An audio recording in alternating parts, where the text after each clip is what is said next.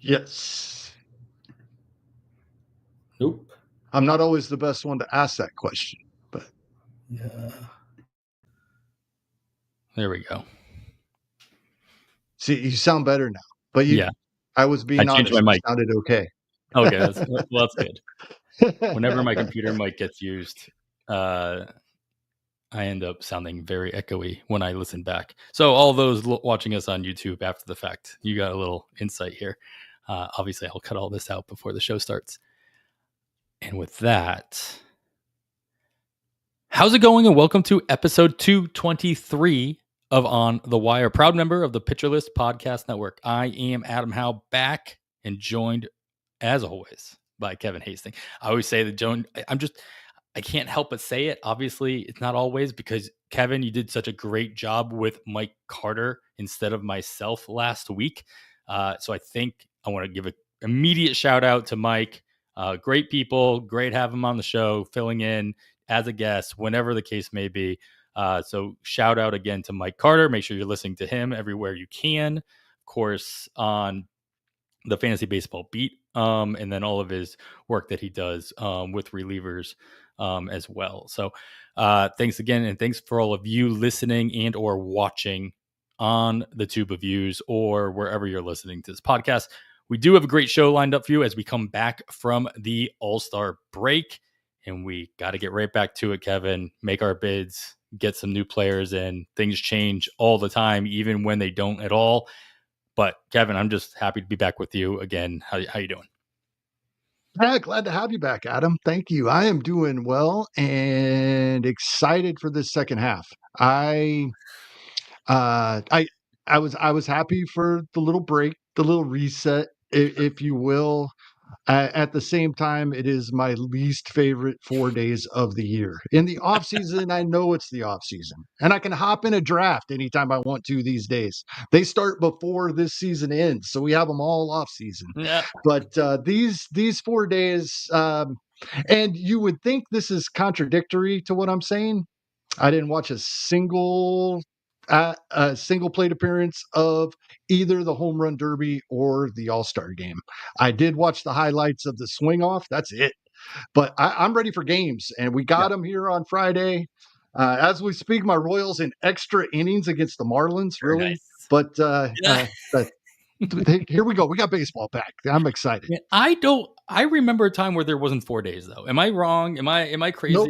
Okay. All right. They added that day not very long ago. I would say, I want to say within the last 5 years, but everything these days is longer than I think. Within the last 10 years, they added that fourth day.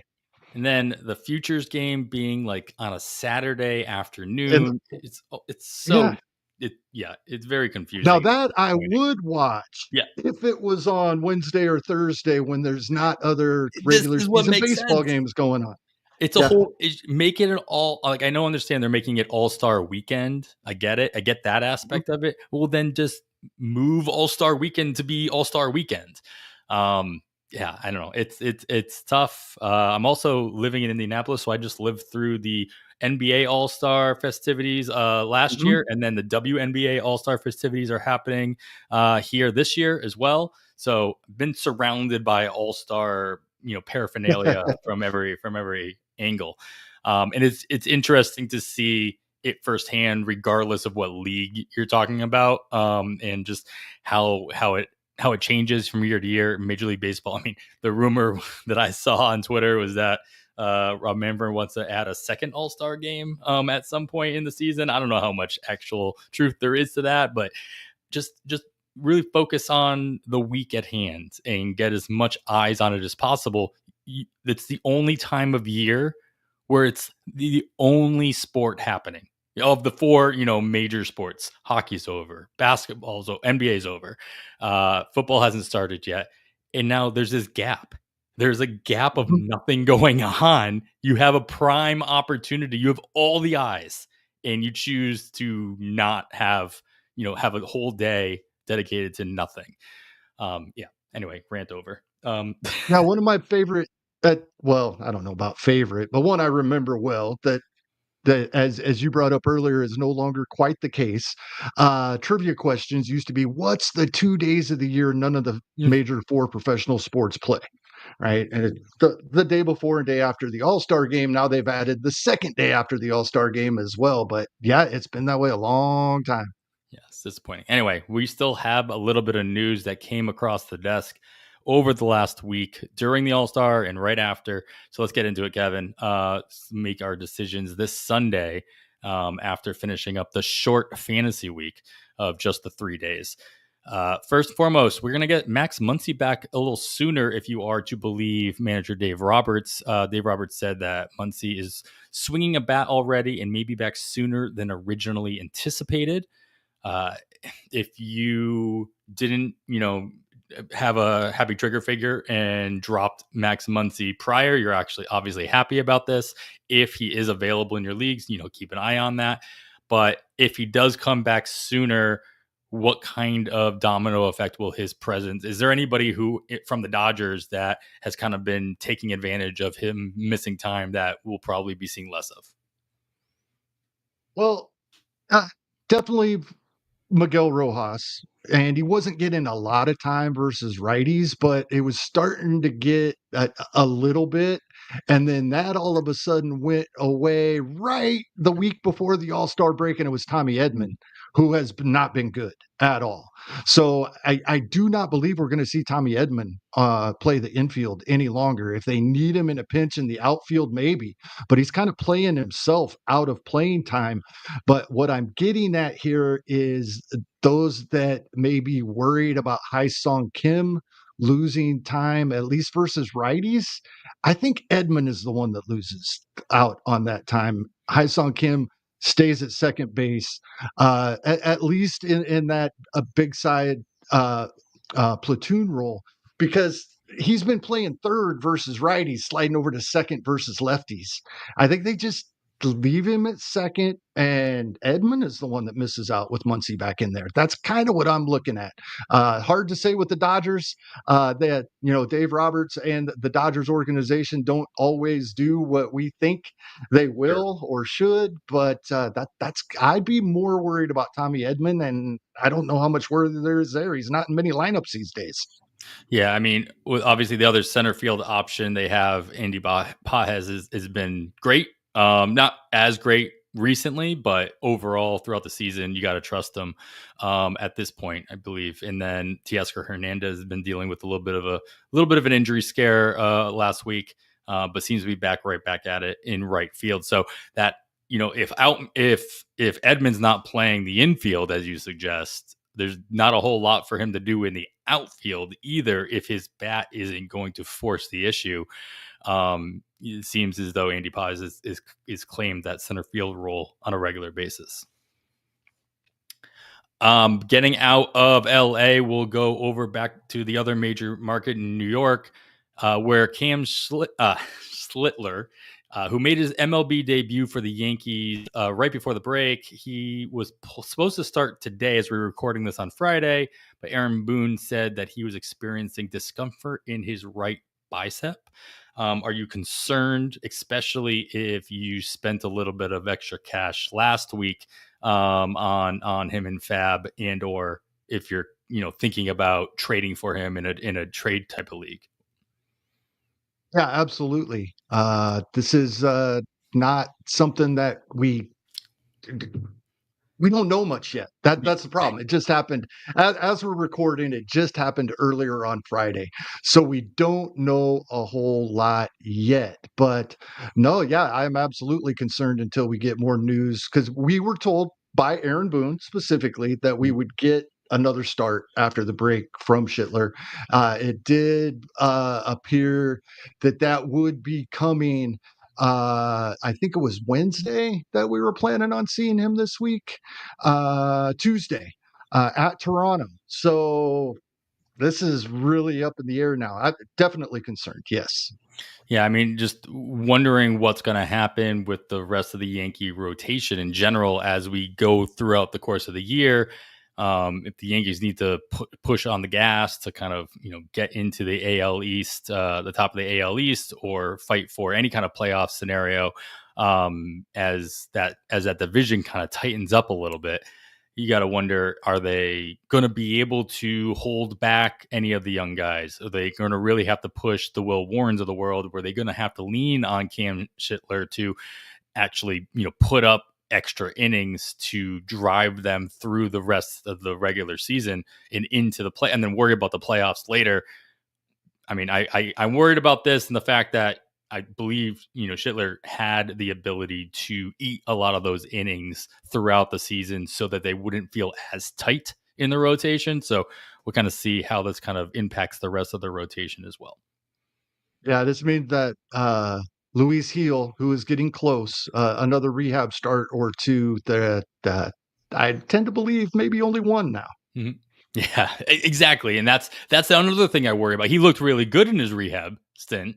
But to kind of force the issue be out of necessity rather than out of need instead of out of performance. Maybe it's both for Luis Heel. But you worry about that and just kind of pushing guys a little too fast, especially pitchers. Getting away from pitchers and getting away from people who are missing. Tampa Bay is now, welcoming back Brandon Lowe to their lineup. They send back Curtis Mead to Durham to make room. And then Johnny DeLuca is also set to have his rehab assignment start this weekend as well. So he should be back in Tampa's lineup in field in short order, as long as that goes well. What kind of impact are you going to expect, not only with Lowe back in, but with DeLuca on his way back next week as well? Yeah, this just makes things back to being more confusing when we're looking at Tampa's lineup. Yeah, it had gotten fairly stable there for a while, and then a lot of us were getting a lot of value out of Caballero. His playing time has dried up. He is still getting the pinch running in there and stealing bases. At least he was right before the break. We've seen Taylor Walls is on the infield nearly every day. This is going to affect probably the outfield a little more here, even though you started with Lau coming back. We got Ha-Seong Kim back as well. And so there's all kinds of things. Ha-Seong Kim is at shortstop on Friday. So we already do have one lineup anyway to look at. Brandon Lau Black at his normal second base. Not a lot out of the ordinary. Taylor Walls. If Hae-Sung Kim and Brandon Lau are both playing, we talked about this a little bit 2 weeks ago, I think, Adam. Like, something's got to give here. We were talking more about Hae-Sung Kim coming back at the time, but now that we got Lau back as well, it's Caballero or Walls. One of the two, I think, is got to be off this roster soon. I really do. As far as there's so much going on there's here, a lot. There's a lot of moving parts here. DeLuca coming back, right? That this is, we're going to see Chandler Simpson, I think, remain in center field after they'd sent him back down the one time and then brought him back.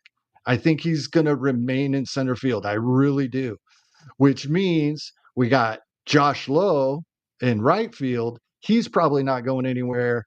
I think Jake Mangum is probably going to lose out on some playing time here with DeLuca back, but it's really hard to say with Tampa, kind of like with the Dodgers, as we just brought up. Two teams in a row are close together here.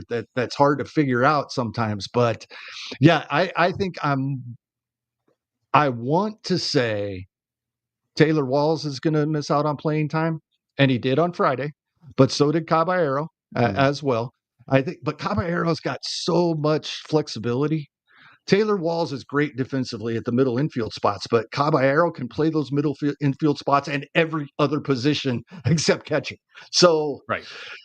Yeah, that's a tough one. Here's the thing, as of Friday, facing a righty, this is probably the lineup I would expect most days from this team, and then with DeLuca in Mangum's spot, probably. Yeah, I mean, Caballero can play everything. He just doesn't. They don't throw him in Mhm. the outfield that often. Maybe once every 2 weeks, you'll see him spot in right field. Mostly he is kind of hanging out at second base with a spell at shortstop now and again. But now with Kim in the mix, I don't even know that shortstop is in the cards for Caballero anymore. To your point as Ah, well, Taylor Walls being, at that position more often than not as well. So, yeah, I worry about Caballero, but I do acknowledge the flexibility he has given. And earlier on in the season, they said that he was going to be a big part of that team and had him playing in the outfields for added flexibility, for added playing appearance opportunities. So I'm not holding my breath at the moment, but if you put in that kind of work to make yourself more necessary, especially as a bench player, maybe that solidifies your spot on the roster more so than a Taylor Walls or even Jake Mingham, as you mentioned. No matter what kind of playing time or what kind of production he's been doing lately as well. yeah, I was a big Taylor Walls fan, and probably more than I should have been. In spite of the 201 batting average in 2023, I was really excited about what he might do going forward, especially the first half of 2023, because he started off even better than the final numbers look Mm-hmm. a couple of seasons ago.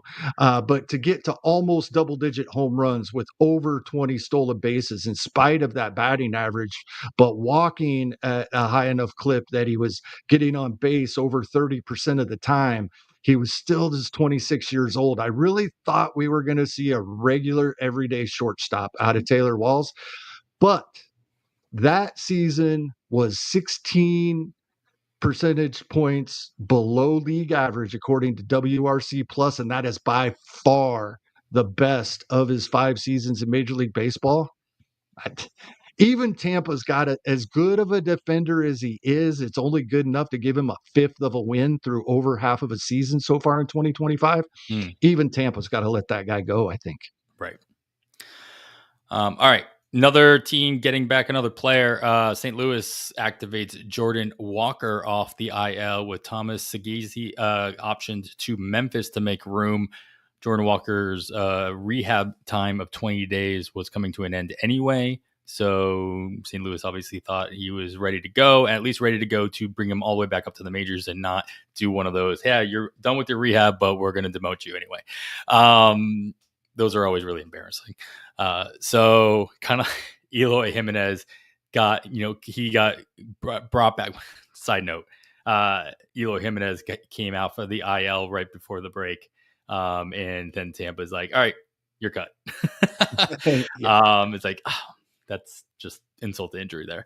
Not even worth putting this on the news. I just kind of want to throw it out there. But Jordan Walker coming back to St. Louis, do we care? I mean, he's been kind of frustrating to roster, no matter how much you want to believe in his pedigree as a top prospect, as what he should be doing in theory. But just between injuries and time off the field and playing time woes from St. Louis's side of things over the course of his major league career, he's been not a great player to roster because he's just like very stressful. What are your overall thoughts on Walker as he comes back from the IL, and then any kind of impact his return has on the rest of the St. Louis lineup? Yeah, I'm still in keeper and dynasty leagues, but I have zero interest right now. Sagasi, he was getting most of his playing time filling in for 1-for-1. Arenado, who we are presuming is healthy now. So I really don't see a lot here to worry too much about, unfortunately, because I would love to say everybody add Jordan Walker, but in redraft leagues, that's just not the case right now. Yeah, got to see a little bit. Another one. Well, the question is just, should we care here? Spencer Turnbull signed with the Chicago Cubs. Again, any reason to care? Maybe All right. when healthy, he's been good over the past 2, 3, 4 seasons, and the Cubs need some pitching depth. So it's definitely worth keeping an eye on. I'm probably not adding him this week, but keep an eye on it. Yeah. I mean, we talked about Ben Brown being demoted a couple weeks ago. Cade Horton seems to be safe in his position. And then the rest of that rotation still there, but a team at the top of their division and fighting for a playoff spot, as I talked about with the Yankees earlier, always depth is always going to be helpful throughout the last 2 months of the season as they try to set themselves up for success in October. And it's depth and they want some guys that can go innings. The Cubs are one of the teams that are checking in with the Royals on Seth Lugo. So the Cubs are after some starting pitching right now over the next, 13 days. Right. So he should slot right into that fifth man in the rotation if they give him an opportunity right out of the gate. Between Imanaga, Boyd, Horton, and Colin Ray, who just got a win today against my Red Sox, there's a kind of a clear opening. So not to mention just having that extra depth in general is always going to be important. So the opportunity is there for Spencer Turnbull in Chicago. Another opportunity that may be presenting itself is one for Dane Dunning, who got traded from Texas to Atlanta. Right before the break, Atlanta sent down Didier Fuentes, like the extremely young starting pitcher that everybody was really excited for. He could not put it together, whether call it nerves, call it just coming up too early, whatever the case may be. They're like, all right, get some more seasoning, send them down. But the whole Atlanta rotation has been hurting most of the season. Does Dane Dunning get a look in this hurting Atlanta rotation? And do you care? He absolutely might, and I do care. Dane Dunning is one of those guys that, in the right matchup, I am more than happy to pick up Dane Dunning and put him in my lineup. And with Atlanta right now, they're going to send Davis Daniel out there a couple of times this week. It appears, at least on Monday versus San Francisco, maybe next weekend for that Texas start as well. They got Bryce Elder in their starting rotation right now. Joey Wentz is going on Saturday. Atlanta, once again, like another team that is looking for pitching help here. Obviously, I think Dane Dunning. I think we see him make a start for Atlanta at some point in the second half. Yeah, and if Atlanta falls any further away from playoff contention, which they're already pretty far away, heading into the end of July, they're 9.5 games back as we're recording this from the last wild card spot. I mean, they're not going to end up being buyers to fill this spot. They're just going to want to have to tread water to get through the season, hoping that 2026 turns it around for another opportunity. So that would give more opportunity to the likes of Joey Wentz's or Dane Dunning's if they don't end up trading them away at the actual deadline, which is fast approaching as well. Hearing a lot of Marcelo Zuna trade talk on that front. Yeah, with a couple years ago, obviously when we added the DH in both leagues, it gave more opportunity for Ozuna type players to be traded Exactly to more teams. All right, we have one more piece of news, and we are going to take a quick break at a weird time just because I want to make sure we spend all the time talking about this next one. We'll be right back.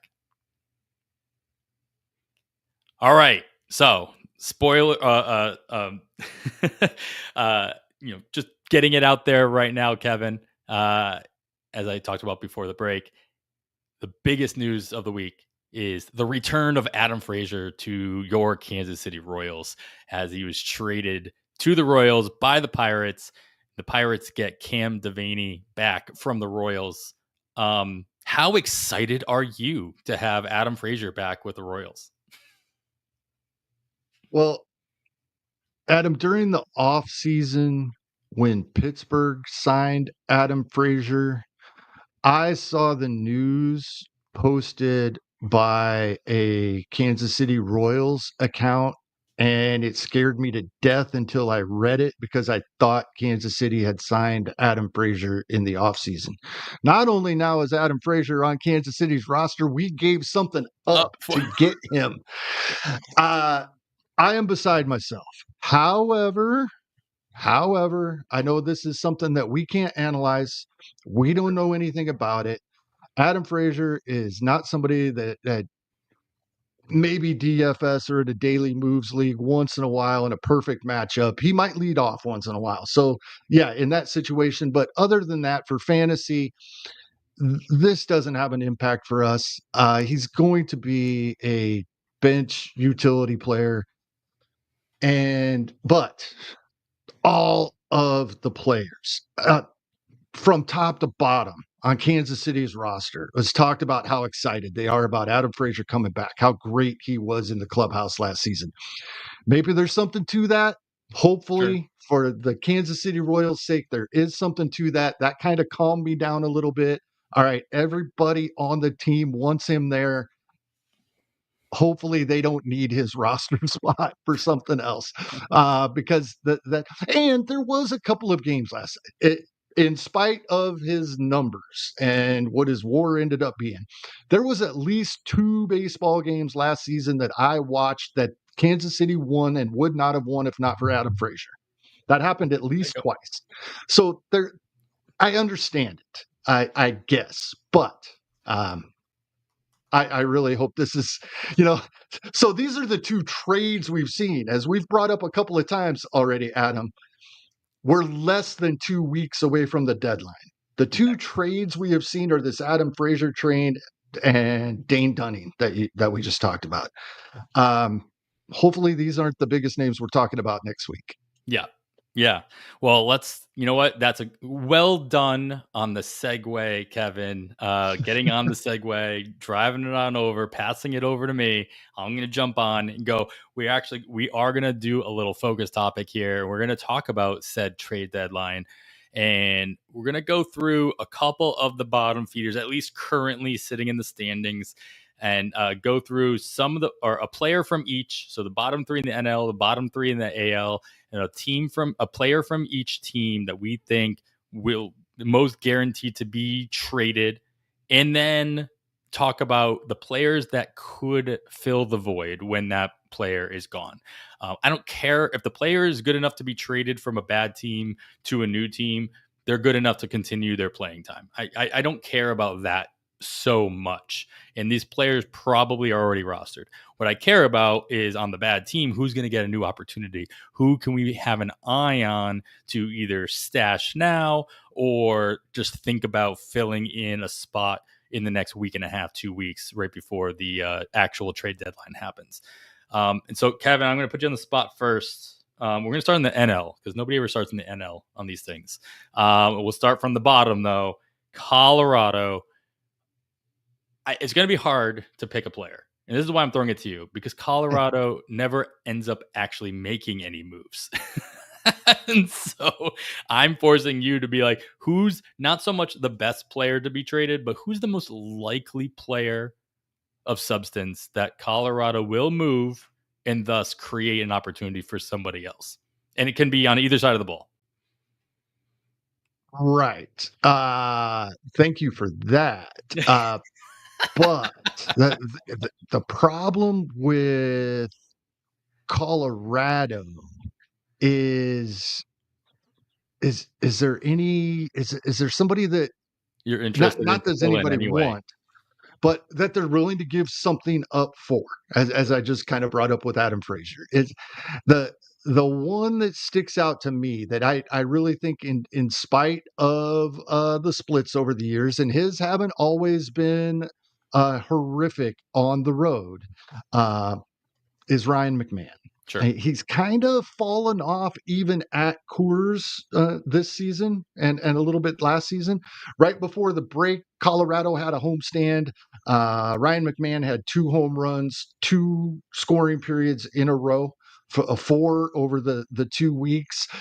Some of those games were on the road, but he kind of started to show some signs. So I picked him up recently for this weekend and the first half of this coming week, Ryan McMahon, when they are at home in Coors. But I think he is a guy they might actually get something back for.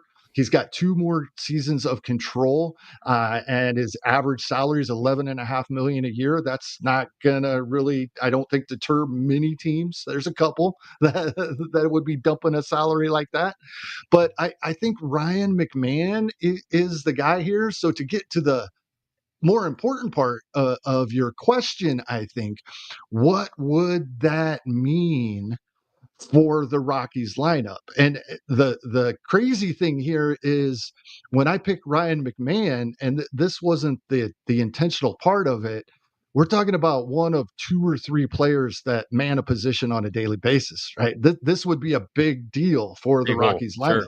They would be losing their everyday third baseman. Probably leads the team in plate appearances, I would expect, without looking. So what would we see out of Colorado here? I think it's as simple as Thairo Estrada is going to be back in the minimum. He just went on the IL today, which makes no sense. Going on the day after the Not All-Star going to break retrofit. Yeah. when he missed the final 5 games prior to the All-Star break due to this injury. But it does lead me to believe that he should probably be back at the minimum. So we'll only see him gone a few more days. So when he's back, then he's there. And we have Ryan Ritter has been in the middle infield. And we've seen, Tovar is back. That was kind of the corresponding move with Thairo going on the IL today. So I think it would just solidify playing time for Ezequiel Tovar, who is now back off of the IL, and Thairo Estrada when he returns from the IL about the time the trade would take place if Ryan McMahon is gone. Yeah, I mean, obviously, as Uncle Ted is saying, telling us in the chat, they Amador, yeah, do have a that's what everybody couple wants. of prospects that made an appearance, then they got sent down, but they both Adele Amador and Zach Veen are kind of chomping at the bit. Well, Zach Veen a little bit more, producing a little bit better than Amador while in the minors. Could Zach Veen make his way back into the infield? Probably not. So that things would have to move around if that was the case. Amador could, in theory, move over to third base to fill that gap just because the opportunity arises. And then, there's always a possibility that Thairo Estrada is healthy enough to come back and then get traded himself. He's only on a 1-year deal. There's a mutual option. Which those rarely end up getting getting triggered. So that could be an opportunity. They bring him back in right before the deadline. They trade him alongside McMahon. So there are some bats in the wings that we all know the Rockies aren't going to actually do anything with, but maybe they surprise us. All right, we'll move up here. We'll go to the Washington Nationals. A park I was able to check off my list recently. And I'm going to pull up, I was spending too much time on the Rockies. I'm going to pull up their depth chart and see if I can't find an obvious thing here. Out the one that we always see and talk about, obviously with the Nationals, is the option of trading away their boy Kyle Finnegan as the closer. And they didn't do it for so long, and then they got nothing out of it.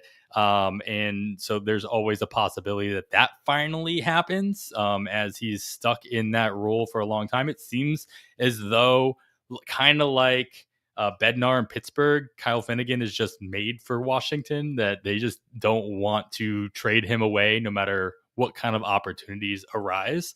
But I'm also not trying to take the low-hanging fruit by just talking about the closer that could be on the move.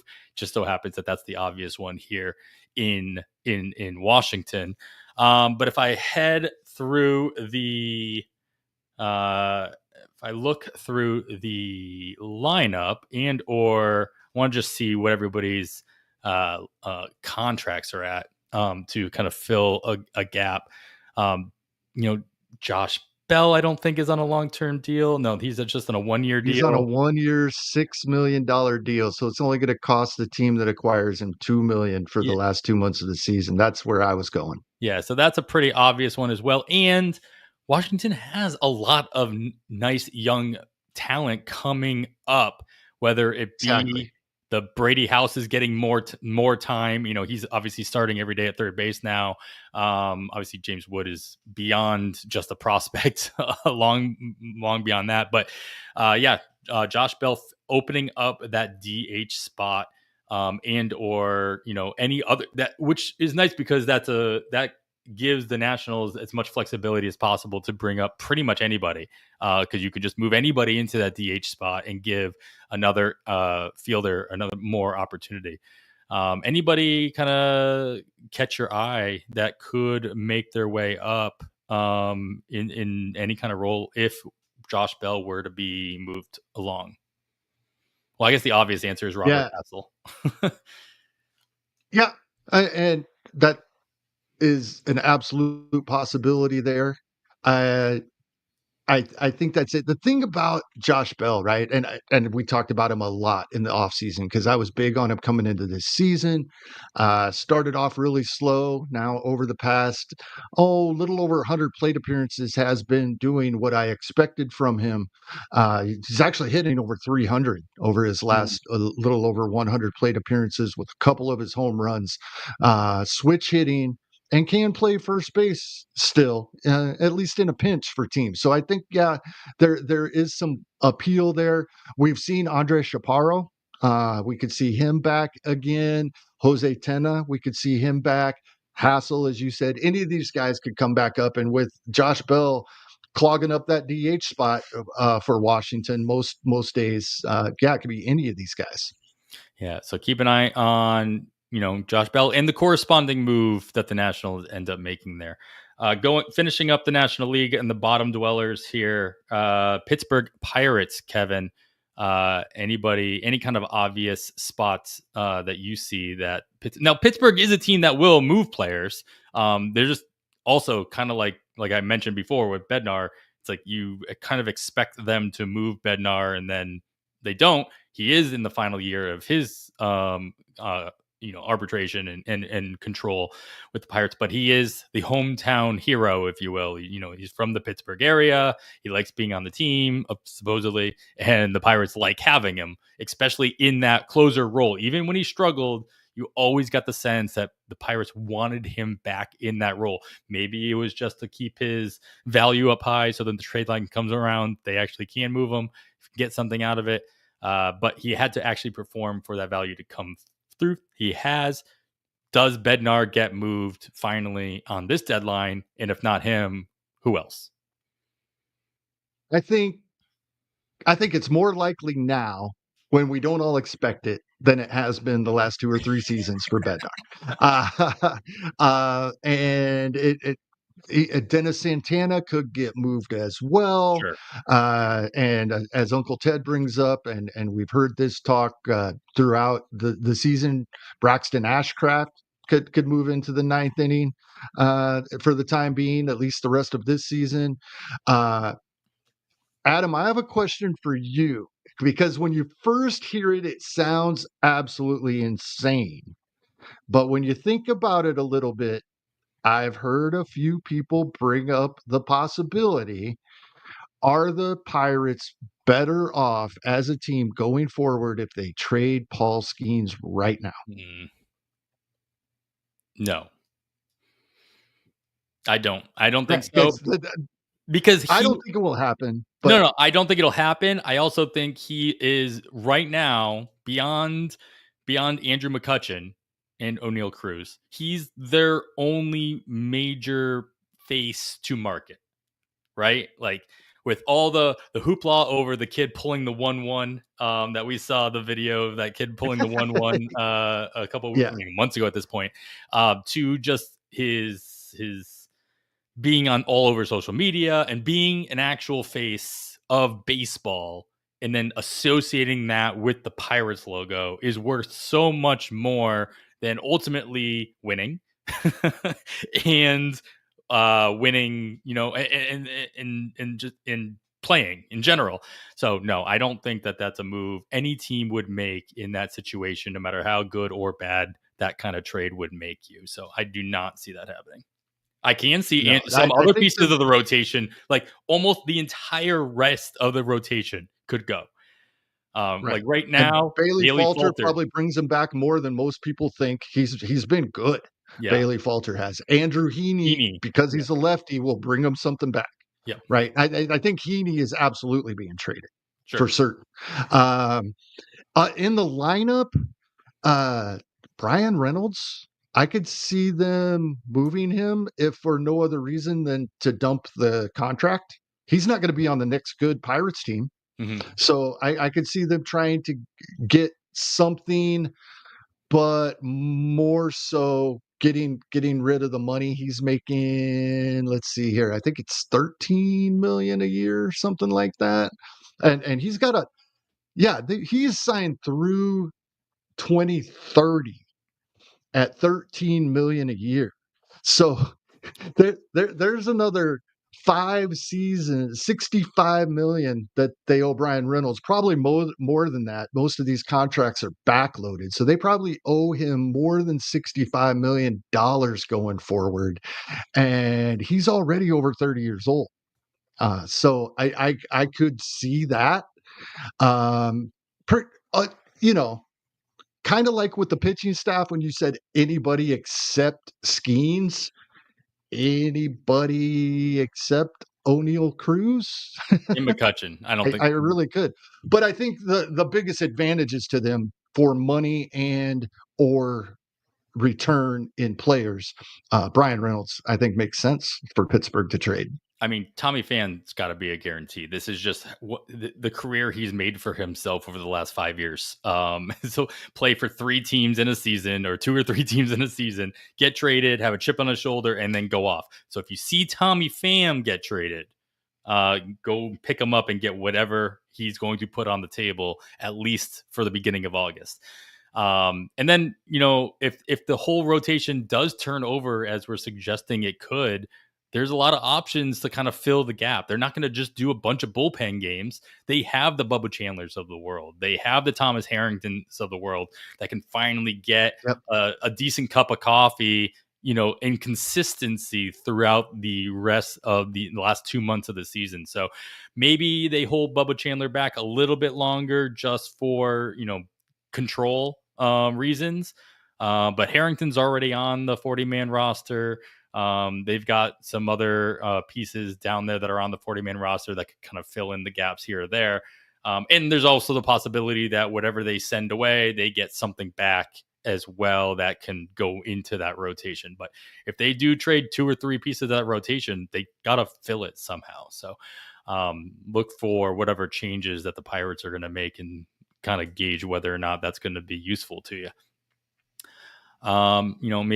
Maybe Ashcraft, goes to the road, gets some spot starts in the rotation instead of being in the ninth. So we'll see. Yeah, that's a great thing for them. If they would move, Andrew Heaney, Mitch Keller, these guys, Bailey Falter, as I mentioned. Yeah, Harrington, Chandler, Ashcraft, slide them right in. Fun. Only let them go 4 innings, 5 tops, Sure. keep their innings down, but let them go out there every 5th day against major league hitters. Love it. Yep. All right, so we got some bottom feeders on the National League. We'll get into the American League bottom feeders, but we're going to do that right after this break. All right, Kevin, get right into it. Start at the bottom here with the Chicago White Sox. Shocking, I know. The White Sox will make moves that they have in the past, and so I would expect them this year to be no different. What kind of openings, though, could actually be made by it? There's with the White Sox, I think that there's a possibility that whoever they bring in could end up going like right into the lineup rather than pulling up from the bottom as well. So I think it'll matter what kind of moves they do make. But anybody on the White Sox you kind of expect to be in a new uniform by August? Well, the one everybody has talked the most about is Luis Robert Jr. And what's intriguing about him as a trade target is there's 2 options, team options for 26 and 27. That's intriguing, right? Because somebody may trade for him for a postseason run now, or does one of the a team look at him and think that the 26 and 27 team options could be appealing. But he's the one a lot of people are talking about. Unfortunately, Andrew Benintendi is under contract for 2 more seasons at an average of $15 million a year. I don't know that anybody wants to trade for that, or he would be an obvious target for the stretch run for somebody. So I think it's Luis Robert Jr. Josh Rojas will have some appeal to some teams out there just for the speed, and has been playing third base versus righties for quite some time for the White Sox right now. Michael A. Taylor, I don't know if anybody's given anything up for him, but if he's DFA'd, somebody will grab him. That type of thing. And on the pitching side, Adrian Hauser and Aaron Savale are really the only two possibilities. Everybody else is young enough that I think Chicago would want to keep a hold of them. So I was looking really quick. Adrian Hauser is on a very inexpensive deal. So if anybody has any interest in him, he would be quick to go. And Savale's on a 1-year, $8 million deal. So those are the guys most likely to me. Luis Robert Jr.,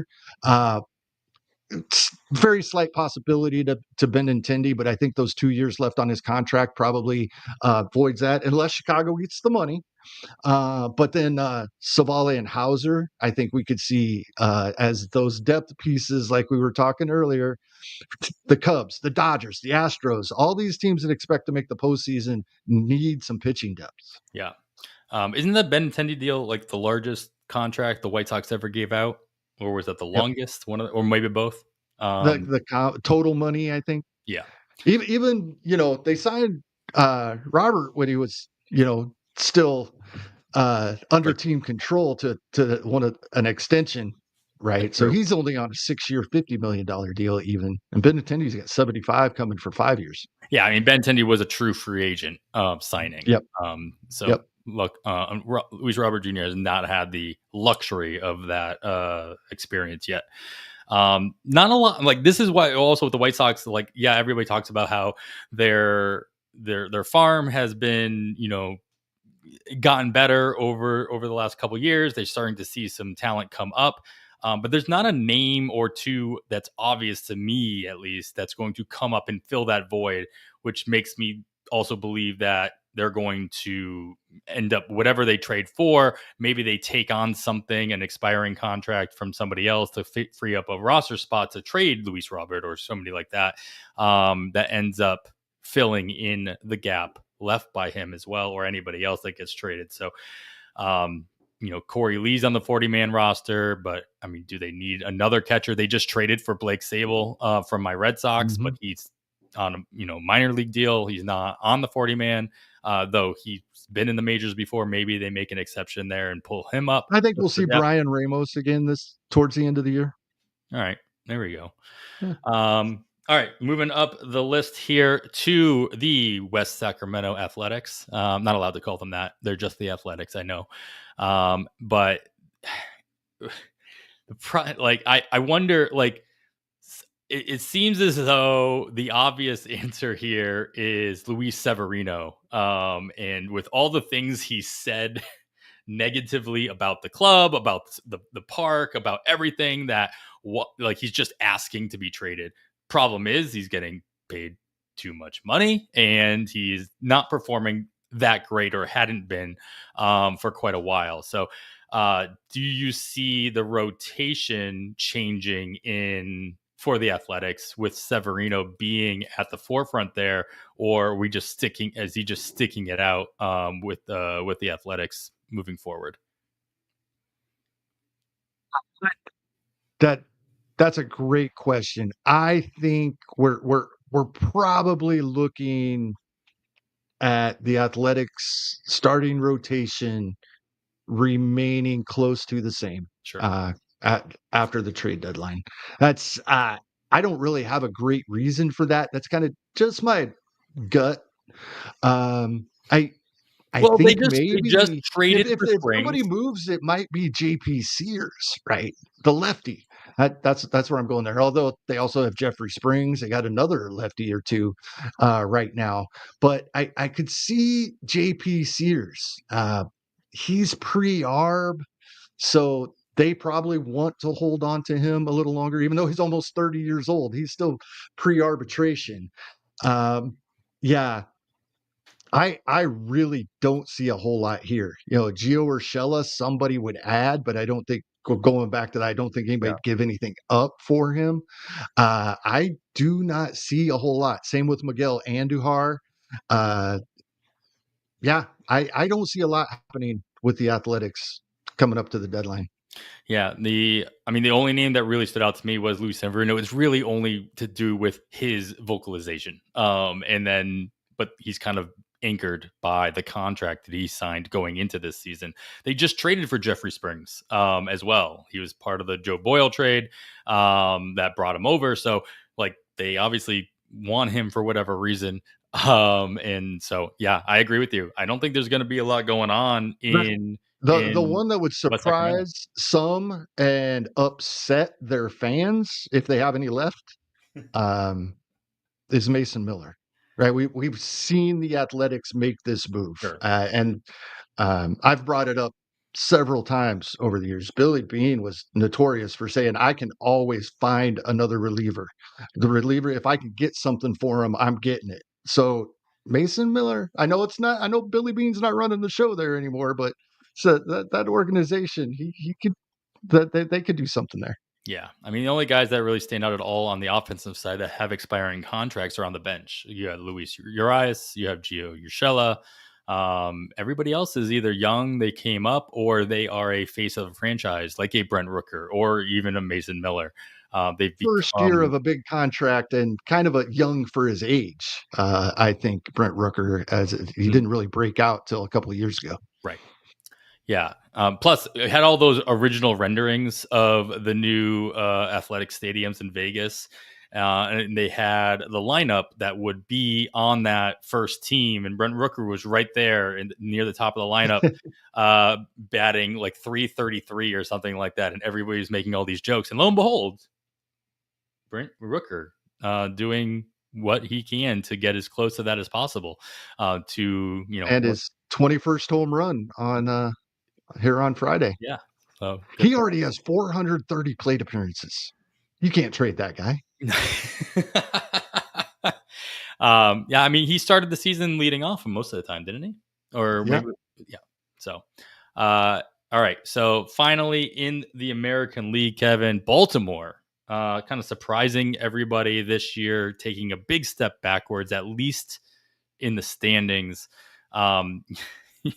Every year for the last couple years, we all expected Baltimore to be buyers, to make trades, right? But to be buyers, and they never quite did enough. They didn't quite do enough this offseason as well, being as much of a spender as you thought that they could have been. Yeah, they brought in Corbin Burns prior, but it was very short lived. We've got a nice, very young core here.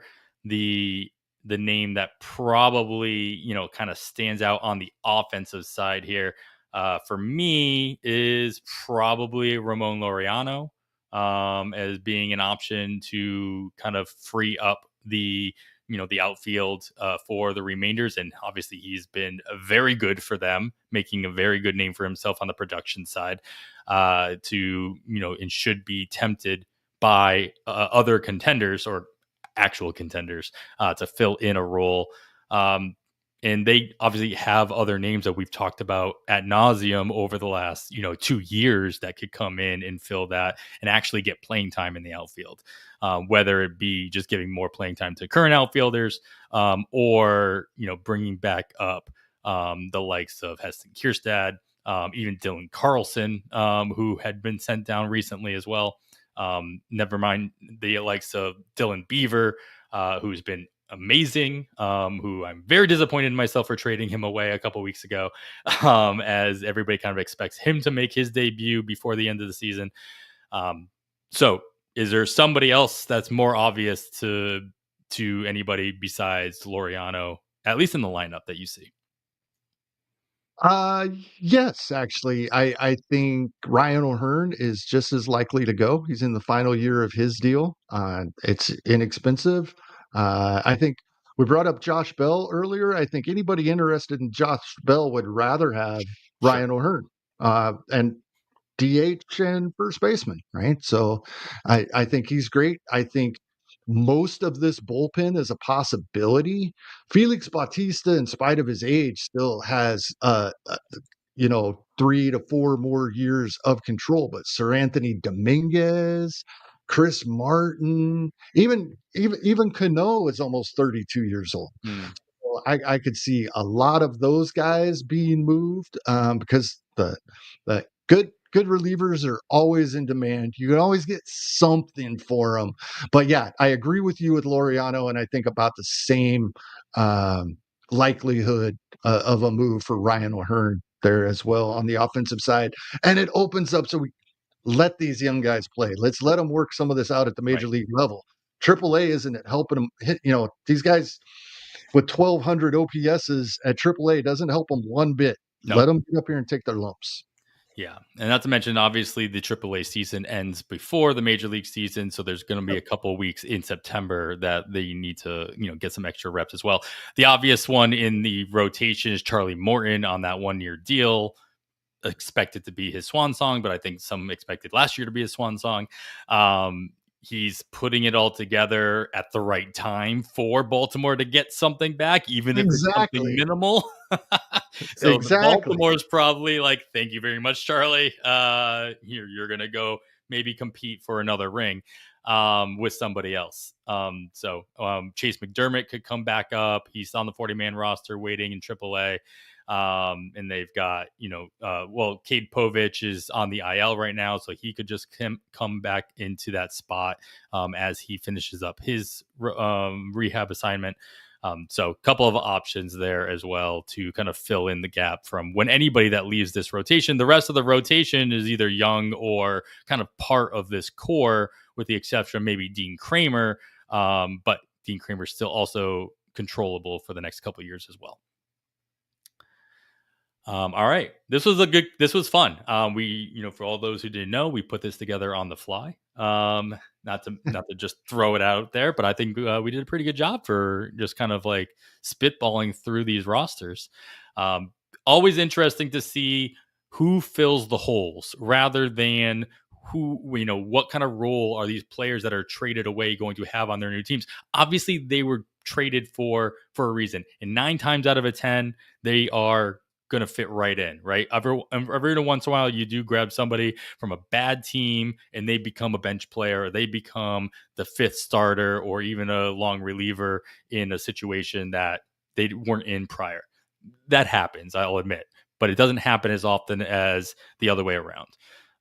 So I'm interested in those holes that are left over and who can come in and fill it up. So keep an eye on that. Kevin, as you said to me earlier, we will have trades to talk about before we record next week. And hopefully they are more than just Dane Dunning and Adam Frazier. Yes.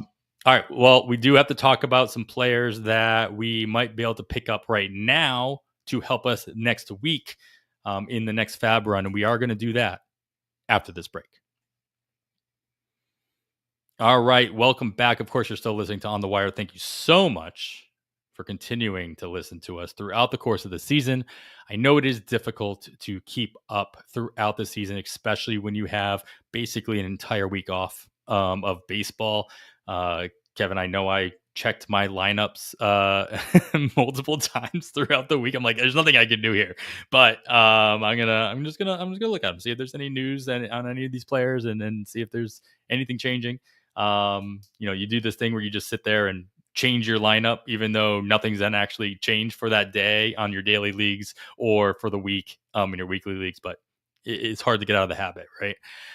So let's get into recommendations in all the categories that we typically get into. And not a lot has changed. Obviously, we went through some news. We knew kind of where everybody was at heading into the break. The break doesn't give us any opportunity to see things change in lineups and what have you. So probably going to be a little thinner in recommendations here, but always check your wire to see if that odd man out. Check who was dropped right before the All-Star break last Sunday. Somebody might have just felt like they were in a pinch, and there might be some extra gold out there that you weren't expecting. But Kevin, if I need some power, who might be out there? I wasn't really interested last week in Andrew Vaughn. He had gotten the call up to Milwaukee. We saw him for 4 or 5 games. We also saw a couple home runs, and now he's in the lineup versus a righty on Friday. That's a big deal for me. I think they're going to give Andrew Vaughn some run here versus righties in Milwaukee. And if that's the case, he's my power guy. Now, he's still 90% rostered. Maybe not still. He was Sure. Other people were in last week when I wasn't yet.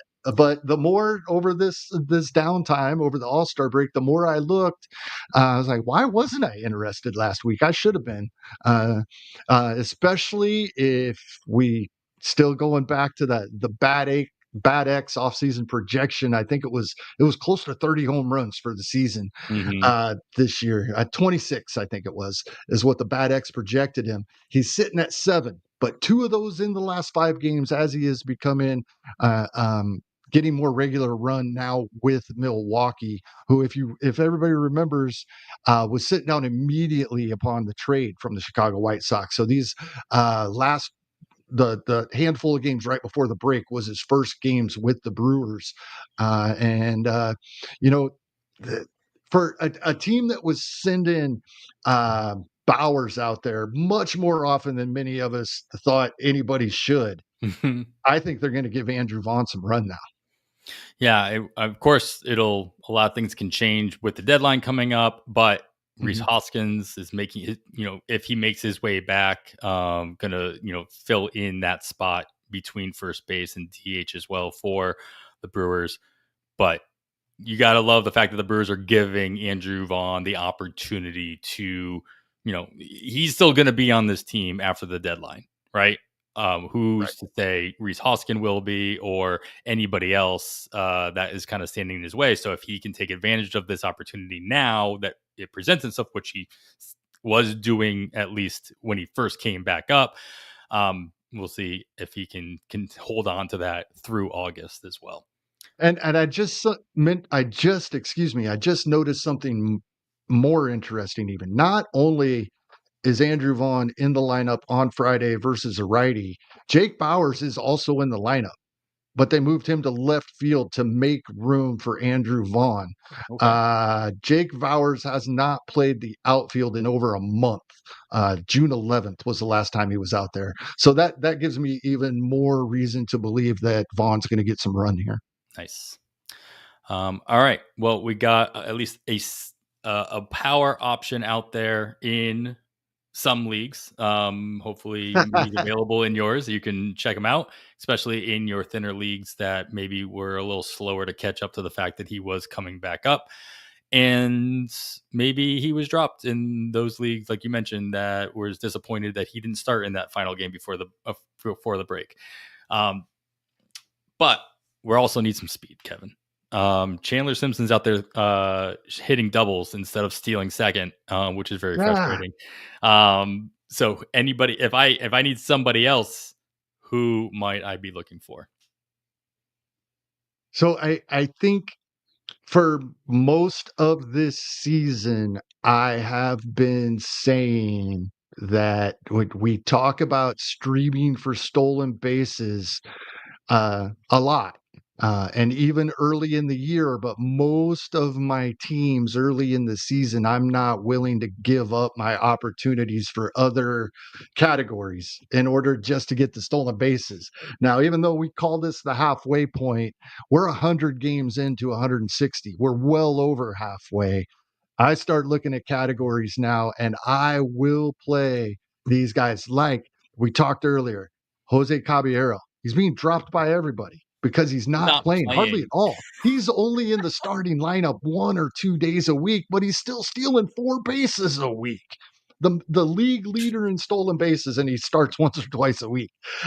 So these guys, I am at least with some of my teams where I am comfortable in my RBI and home run category specifically. Usually, our stolen base guys will still score enough runs at least to maybe not what we would hope for, but at least enough we're okay with it.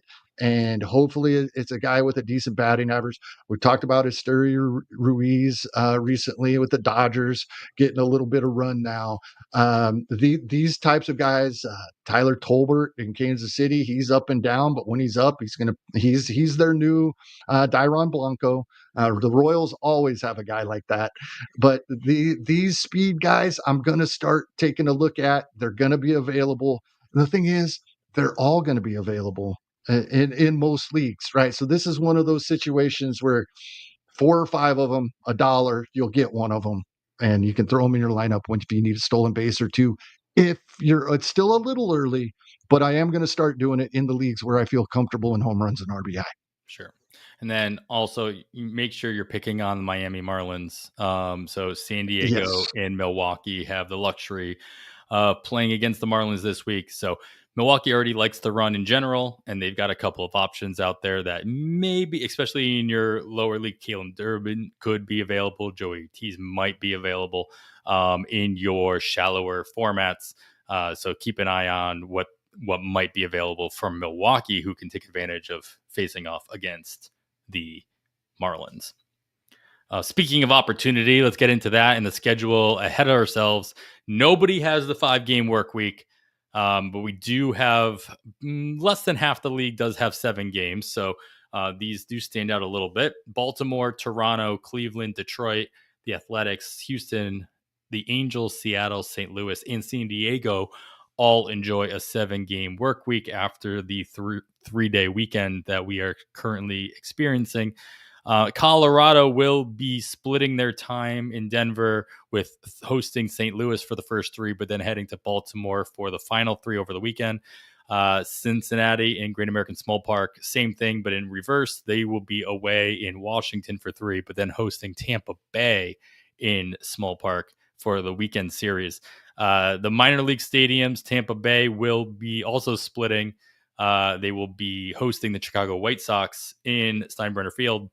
And it's interesting, side note, that Major League Baseball did come out and say that the Rays will be able to play all of their playoff home games, including a possible World Series, in Steinbrenner Field. So they will be playing in Tampa. They won't have to rent out an actual Major League stadium, like go down to Miami or go up to Atlanta, teams that we don't currently expect to make the playoffs. So that was an interesting move, I think, or announcement to make, especially with the 2 closest teams in Major League Baseball not having a likelihood of actually being in the playoffs as well. So we'll have a minor league. We have the possibility of seeing a minor league park in Major League Baseball playoffs, but they won't be there for the weekend series as they head to Cincinnati.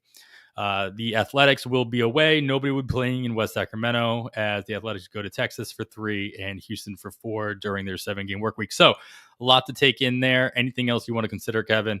Go for it. But who has a good opportunity in a lineup going into this week? I'm looking until Dalton Varsho comes back. I probably should have talked about this more in the speed category, but leading up to the break over the weekend, and now he's not in the lineup on Friday night, first game back. Nathan Lukes is in center field. Uncle Ted brought him up earlier, and he has shown a little bit of powder. He is somebody to take a look at in deeper leagues. But until Varsho was back, who was going to go on a rehab assignment this week, I should have brought this up in speed. Miles Straw has been getting some playing time leading up to the deadline last week. Toronto has a 7-game week. I would look there. I also, in that Toronto lineup, do like Nathan Lukes, and I I just feel like, Davis Schneider definitely versus lefties as we go forward. The 7-game week for Toronto is intriguing to me. Like your Red Sox, Toronto, I I mean, I've known for a few days now because of the break, but I had no idea they had moved to the top of the AL East when it The happened, AL East is right? extremely It's crazy. surprising And in now general. Boston's had their winning streak, and it's like all of a sudden we have no idea what's going on in the American League East. At least I didn't for a couple days. So Toronto's lineup is intriguing to me because they were underperforming. Sure. And so some of these guys that you wouldn't think would have a lot of availability probably do have a little bit. Will Wagner is playing almost every day versus righties, playing third base over the past couple of weeks. And we're not going to see. I know Jimenez can be back soon. That will throw a wrench in all of the infielders I just brought up, but he hasn't begun his rehab assignment yet, to my knowledge. And Varsho going to begin this coming week. So I think we have at least a week of this. Yeah, I like what Toronto has been doing recently, is what I'm saying. And they have a 7-game week. So that's where I'm looking. Yeah. Yeah, Toronto, you blinked and all of a sudden, hey, wait, Toronto's good. Yeah. Here it is. All right. Good hitters to consider there based on their matchups and anything else that you want to consider there. Now let's get into some pitchers. We are going to do that after this last break.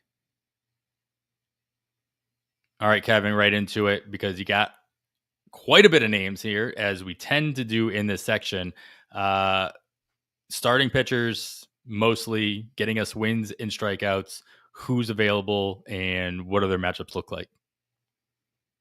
Yep. Just take a quick look and check. It was announced on Friday that Dustin May will follow Shohei Ohtani on Monday, which leads me to believe that may happen again next Sunday as well. So if we can get Dustin May following Shohei Ohtani, who's probably, I don't think they'll let him go 5 on Monday, but by next weekend they actually might.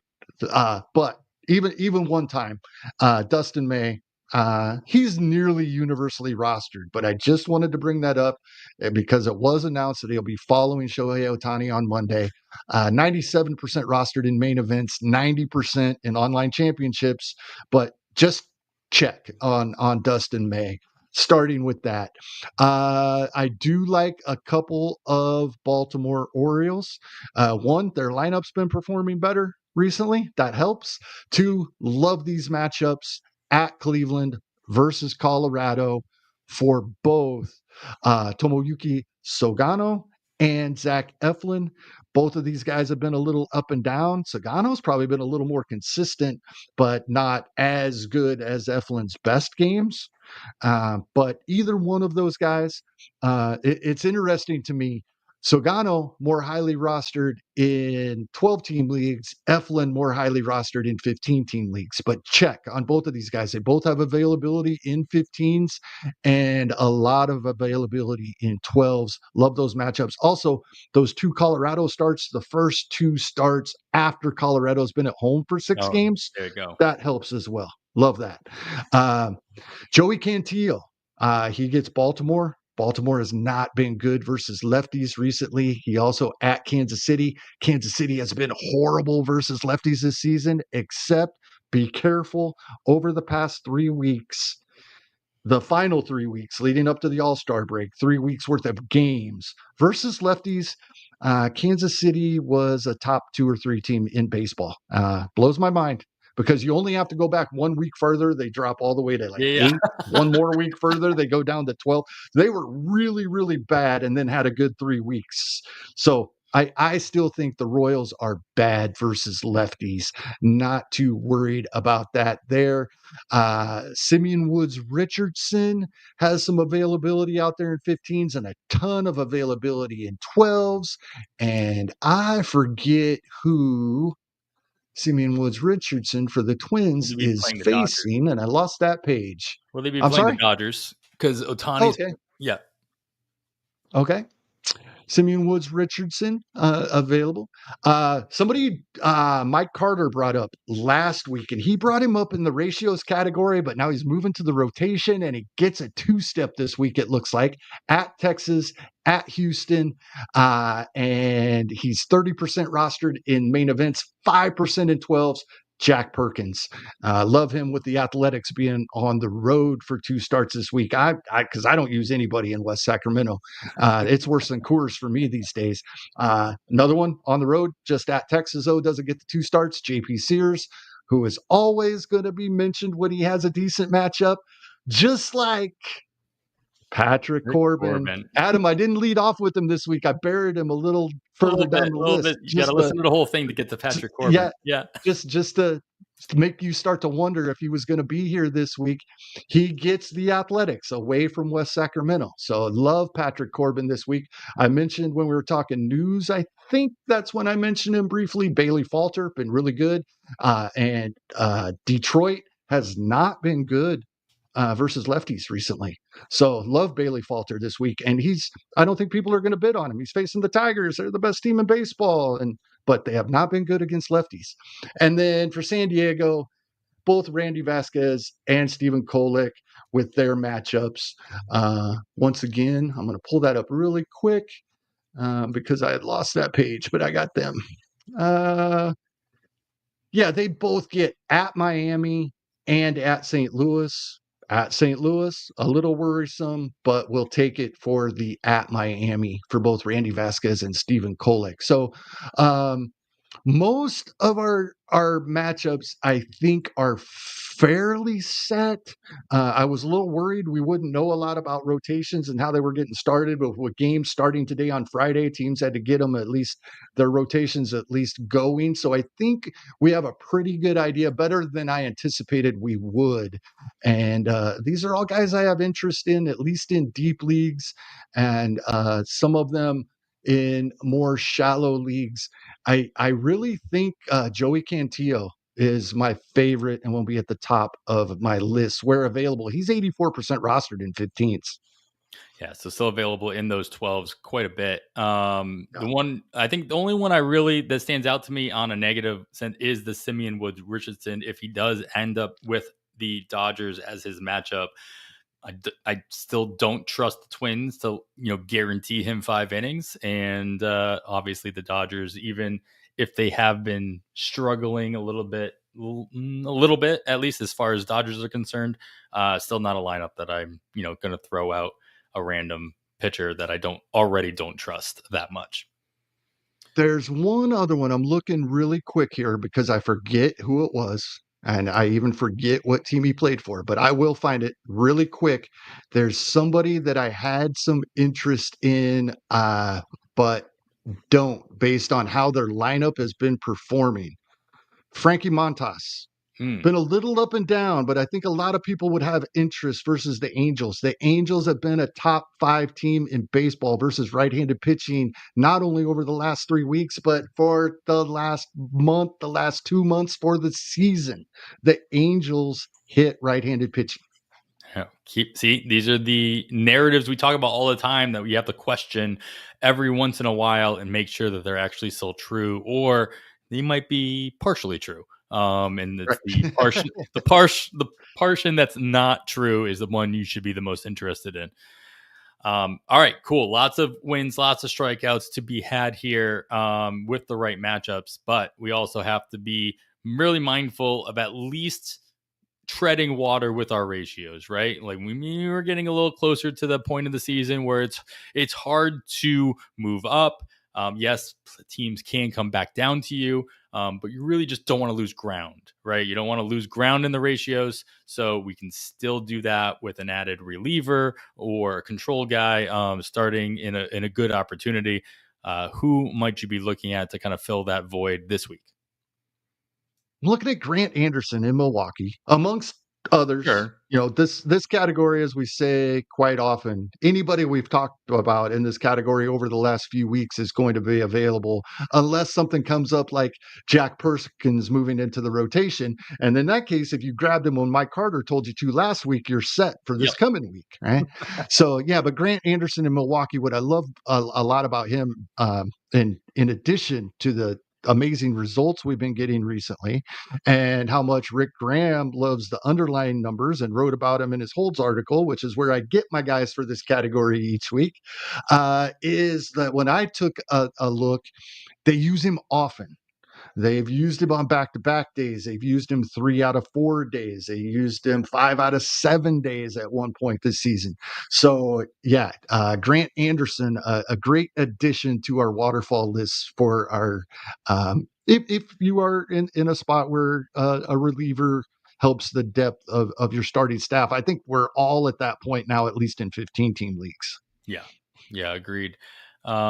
And then going into the closer situation, looking for some saves, we had a whole section of this episode talking about guys that could be moved from a lower team to, a competing team, and the holes that they fill. Obviously, the low hanging fruit is still the closer situation. And this is where you can start stashing the guys you think will move up. Always fun to be able to stash the guy and then see him also get traded. And you're like, oh man, you talked about the possibility of Dennis Santana and Bedard getting traded from the Pirates. Right. So just be mindful of the situation of the team as you're stashing that as well. That, don't spend too much on that next guy up because he could just be tied with that and moves along as well. Or sometimes you even see the setup guy be the one traded instead of the closer. But I mean, I think some of the more obvious ones that we've been talking about since they were signed in this offseason would include the likes of like Kenley Jansen in LA, in Anaheim. Do you see Reed Detmers moving into that role as the lefty with all the success he's had coming back up and moving his way up the pecking order? Or is it the likes of, obviously we're without Ben Joyce, Robert Stevenson on the IL currently, but they've had some other players that have done well, but kind of moved up and down in their pecking order. Is Reed Detmers the man to kind of stash right now to fill that void? I think so. That that would be my choice. They have a couple other lefties in the bullpen. That helps. And in fact, one of the other guys, if I was gonna, if I had a spot and I'm just specking, there's a lot of other guys around the league I'd rather spec on. But Sure. if I was looking just at this roster and I knew everybody was going to be bidding on Reed Detmers or he's already rostered in my league, it wasn't too long ago we were wishing Brock Burke would get ninth inning opportunities, but he's another lefty. So if they're going to use a lefty, I feel like they just go ahead and use Detmers. But yeah, just to bring up another name there, Zephyr Hahn has been brought up with ninth inning in the past, so they have a couple of options. But I do think it would be Detmers. Yeah. The other situation that I find interesting, though they make it even more interesting by not kind of going up or down, is the situation in Texas. Robert Garcia is the obvious closer right now. He is a lefty. You got to feel as though they would probably prefer a righty, but they have other lefties in the bullpen as an option. Chris Martin obviously just isn't the guy that they are going to put in that closer role.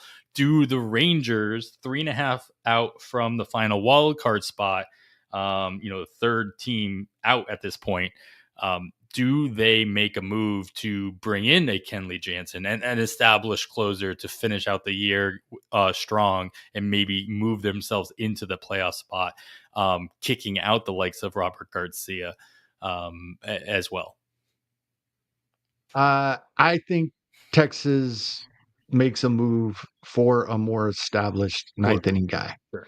Um, I think not only did the lineup offensively for Texas underperform for much of the first half, and some of that due to injury, and guys are coming back or are back.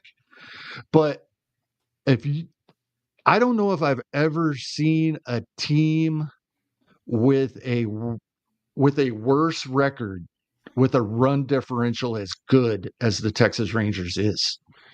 Right, they are at 500 here on Friday, July 18th, with a plus 49 run differential, which is by far better than any other team with a winning record, and much, much better than all of the other teams that are slightly above 500. I don't know if I've seen a team with 47-47 record at this point in a season with a plus 50 almost run differential. That leads me to believe they've been unlucky in some outcomes of games and lost some close games late. They're going to go get an established closer. I really believe that. Sure. Well, the other, I think, obvious established closer that would probably be on the move based on his contract expiring and his team underperforming is Raciel Iglesias. Bring kind of like been moved in and out of the role this season, has it right now, is performing. End of his contract coming up at this year. You have the likes of Pierce Johnson, Dylan Lee right behind him. Dylan Lee kind of filled that gap a little bit.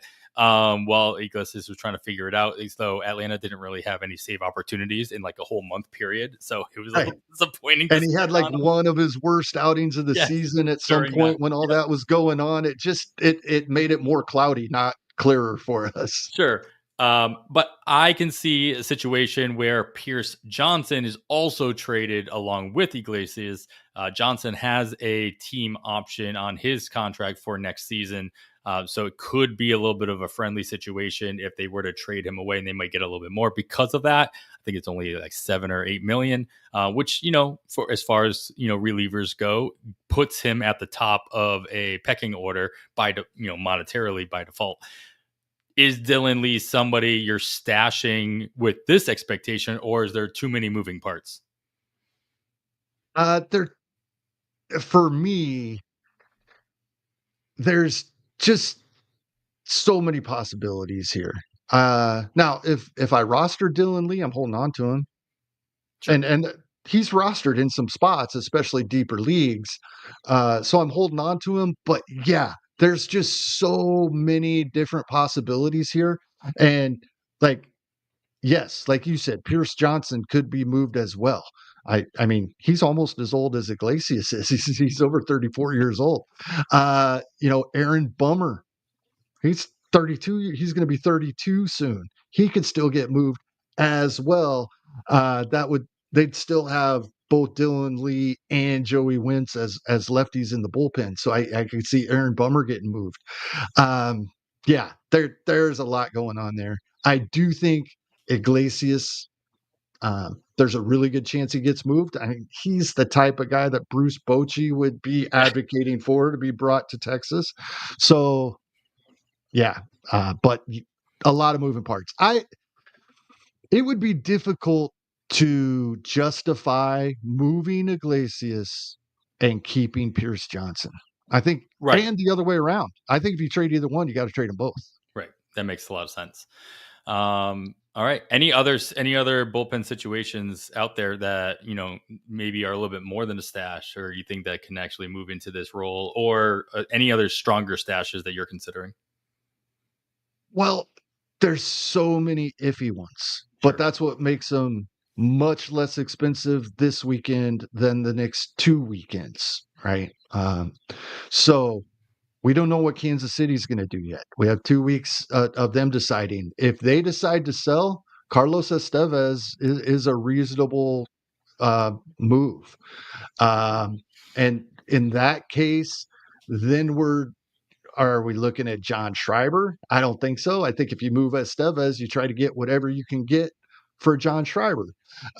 So you'd have that. I don't think they'll move Urseg because he's got a couple of years of control left. So he would probably move into the 9th for now. He's fairly heavily rostered because many people think he's better than Estevez anyway. But Urseg is a chance. There's a lot of teams I think can bring somebody in. One guy that I think can get us some saves the rest of the way, whether he's the ninth inning guy or not, is just adding to that mess in Los Angeles. Blake Trinan is coming back for the Dodgers. We will see. I think he will get some ninth inning opportunities. We've seen Tanner Scott be up and down. Lots of times we see him get the job done, but it's what I like to refer to as the heart attack saves. He's going to load the bases before he gets it done. Then he's going to strike out the side. Makes it exciting, but yeah, I think we'll see Blake Trinan get some saves. We talked about some of the guys being moved from Baltimore. Seattle has traded their closer when they were contenders twice in recent years. Sure. They could get a ton for Munoz. I wouldn't put it past them. Right? That there's something there. Just of course, we talked about the Pittsburgh situation. I think San Francisco, right, as up and down as Doval has been, but he's up right now. Would you take what you can get for him as good as Randy has been? Yeah, you have to say yes in this situation, right? It makes the most sense, though Duvall really fits into the likes of the Kyle Finnegans in Washington's and the Bednars in Pittsburgh. It just seems as though this is the guy San Francisco always wanted to get back. And yeah. So I won't be surprised in either direction, but I'm not expecting him to move. I think I've said this in the past, and I was really glad you phrased when we were talking about hitters for most earlier in the show. I was glad you phrased it the way you did. Right, Uncle Ted. Matt Brash would be the guy if Munoz moves, 100%. Started out, he was down in velocity when he first came back, but the last couple of weeks before the break, he looked awesome. So, yeah, exactly. But I was glad you phrased it as in, who's going to fill the holes if these guys are moved? Because as I've told you in the past, I don't like to try to speculate on where guys are going to go. We have no idea. If you're right on 2 out of 10, you did very, very well in that exercise.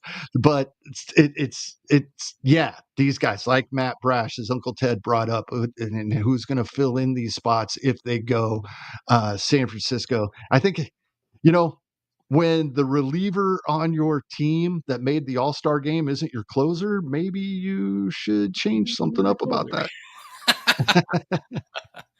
There's something to that, I think. Yeah, the situations in St. Louis and Minnesota have been talked about quite a bit in various outlets. We'll see if multiple pitchers from those teams get moved. Louis Varland being the name that a lot of people want to see in Minnesota or expect to see if both Griffin Jacks and Jan Duran are moved in Minnesota. And then Ryan Helsley being a favorite to be moved out of St. Louis as well. Does Jojo Romero, who's been great, move into it as the lefty, or is Phil Maton just kind of get it by default, or is he moved as well? He seems like the type. Again, that situation in Atlanta would apply here in St. Louis, where if you move Helsley, you're moving Maton, and vice versa as well. Well, a lot of situations. This is why it's fun to speculate this week rather than wait till next week, where we actually have real news and all of the prices go up, right? Get in there now. Even if you only have that one roster spot to stash on, make a waterfall bid on that one roster spot and get a bunch of these guys on there. Put your favorite one at the top, but go ahead and throw $1, $2 at most on a bunch of these guys. Hopefully you strike gold in a week or two when the trade deadline moves forward. Well, Kevin, that leads us to the wild card opportunity. Who's out there we're stashing? And of course, the low-hanging fruit, of course, is a trade deadline type of stash. We're going to see, a couple of other prospects move up after that fact as well. So there's a couple of different directions you could take this in. Yeah, I'm going to be honest, Adam. I didn't spend a lot of time on this, and there's a really good reason. I don't have room on any of my rosters. Yeah, right. I think about this point every season, I start saying that. I don't have room on my rosters to stash, especially in spots, which is most of my teams, where Jordan Alvarez is still taking up a spot on my bench and has been all season. But no, that there are a couple of guys. I can't even remember who I brought up with Mike last week. But did I not write down my pick? Oh goodness.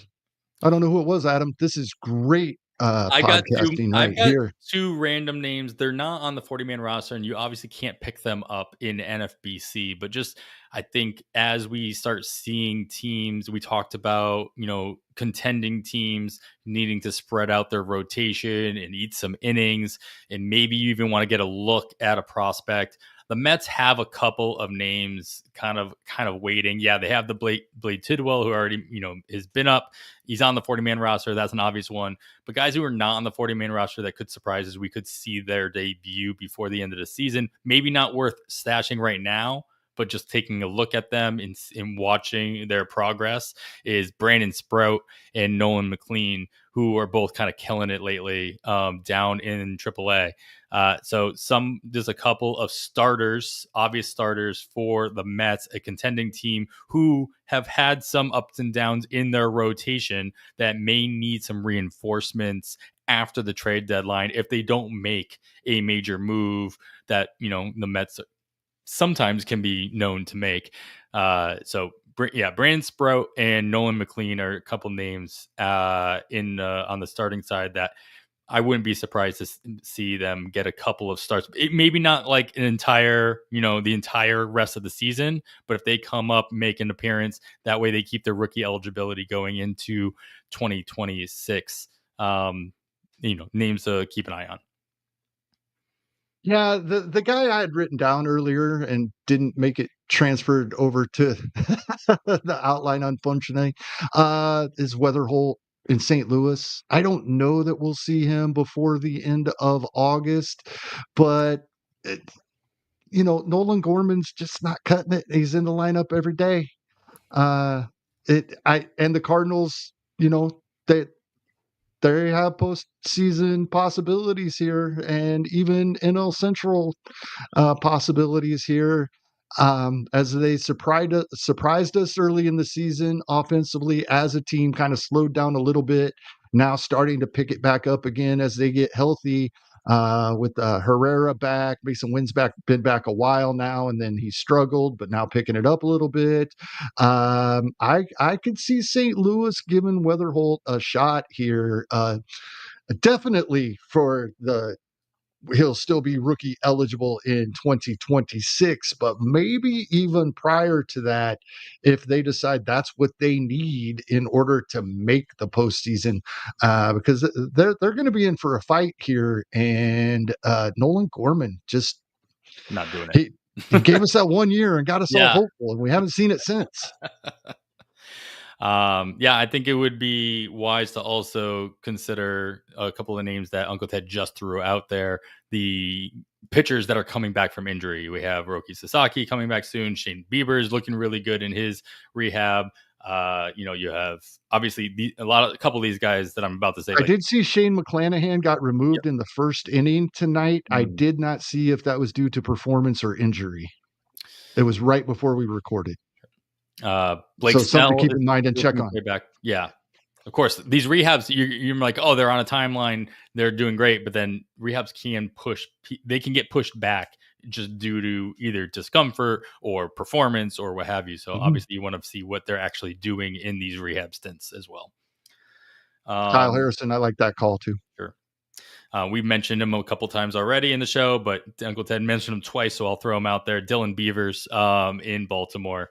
Nice little stash as well. If they do move on from Laureano or anybody else, Ryan O'Hearn, and open up a little bit more in that lineup as well. All right.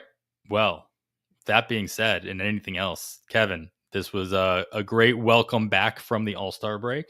Welcome back to me after missing a week of the show as well. So close this out again with any other piece of advice as we close into the next FAAB period. Yeah, it's something really quick. Well, it just in general, enjoy it. If like me, you actually took a break, I am so excited that we have baseball back on Friday. That's number one. But I've talked often over the past year or so about keeping a notebook. I got that idea from Jenny Butler, who talks about it often as well. Always want to give her the credit for that. This is a great time to check, especially if you were keeping notes this time last year. Make sure check on the things that you wished you had thought of, that you wrote down at the trade deadline, July 31st or August 5th, something you wished you'd have looked at before the trade deadline. This is a good time in the season with so much going on. We're just coming out of the All-Star break and the trade deadline coming up. And yes, we will start to see some of the cup of coffee prospects in about a month. This is a good time. Go back, look at your notes and see what you forgot to look at last year that you wanted to remind yourself to look at this year. And if you don't go back and look at your notes, you're not going to remind yourself. Remember. So it's a great time to check up. Or if you don't keep a notebook, just think back. Try, okay, this time last year, what did I wish I had done? I guarantee there's something. Right. Absolutely. If you don't learn by the past, you're doomed to repeat it, right? Ultimately. So great advice, and good luck to everybody out there as they enter into the second half and making any kind of tweaks that they need to make during their FAAB period. But after all that, I am Adam Howe. On behalf of Kevin Hasting, thanks for listening. And we bid you goodbye.